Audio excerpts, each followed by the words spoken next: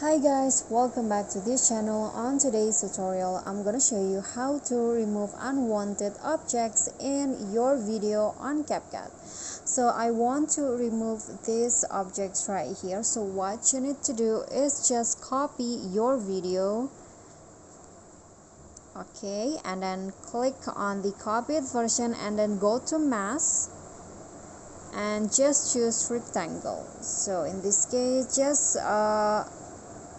mask out the part of the background, the similar part of the background like this, and then click on drag the arrow here to add some blur, fade out effect like that, and then click on the check icon and then click on overlay and place the video aligned with the original video like this, and then click on the overlay video and drag it like this so that it cover the part that you don't want to see. So you can just adjust the brightness if needed to make it more natural.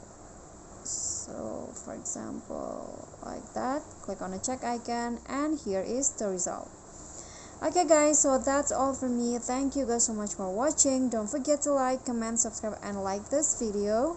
If you think this video is helpful, please don't forget to subscribe. I'll see you all in the next tutorial. Bye.